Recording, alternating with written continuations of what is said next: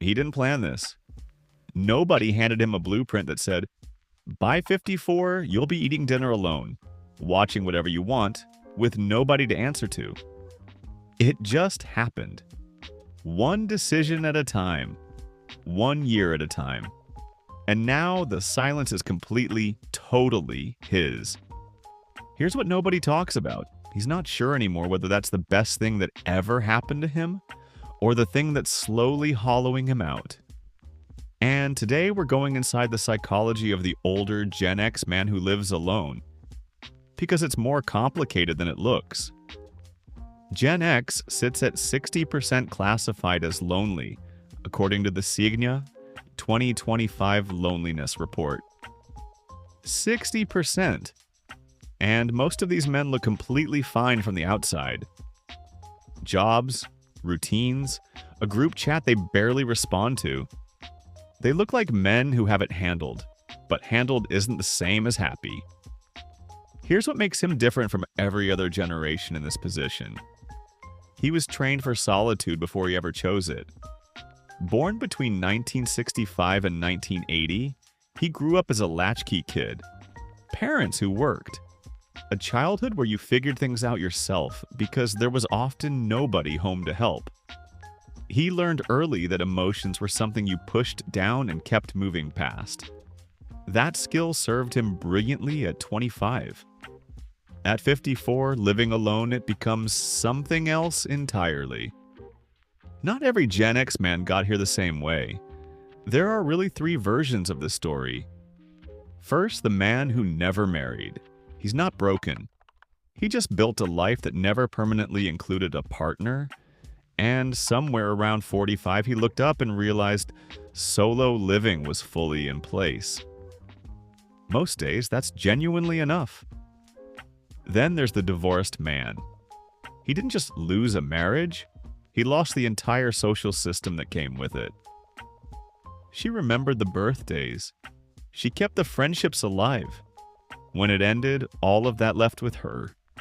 He's relearning how to be a social human being at 52, with no manual and nobody checking on him. Same quiet house. Very different experience inside it. Here's the question I want you to sit with. If you ask this man tonight whether he's lonely, what do you think he'd say? Because the answer he gives out loud and the answer running underneath it are almost never the same thing. And that gap is exactly where the psychology gets interesting. 95% of men say friends are essential to a happy life, according to AARP's 2026 friendship study. 95%.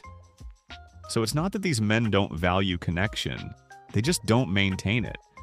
The friendships they have are real. Some go back 30 years, but they are high passion and low vulnerability. They'll debate sports and politics for hours, but they won't say, I haven't had a real conversation in 2 weeks. Can we talk? That sentence doesn't exist in the vocabulary they were handed.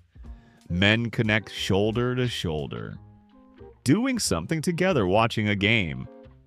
Fishing at 6 a.m. without speaking for 2 hours, that's genuine connection. But when your shoulder-to-shoulder friend lives 3 states away and the last time you saw each other was a funeral, the connection doesn't disappear. It just goes permanently silent. Some days the freedom is completely real. No negotiating the thermostat. Nobody asking him to explain anything. On those days, he wouldn't trade it. Then there are the other days. The doctor's form asking for an emergency contact, he stares at too long. The holiday that passes without a single call. The 2 a.m. noise in the house with nobody there to hear it with him. That's where being alone and feeling alone show up as 2 completely different things. The Gen X man who lives alone is not broken. He is extraordinarily capable. He has been handling everything himself for so long, he has become excellent at it. But capability is not connection. And a life running smoothly on the outside can still be starving on the inside. The question eventually stops being, do you like living alone? It becomes, does anyone know you're here? If you're in a quiet house right now, I'm not telling you to join a club.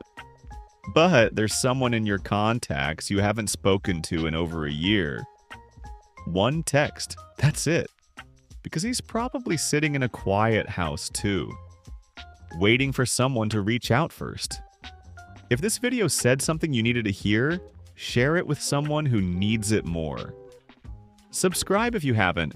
We cover these topics every single week. See you in the next one.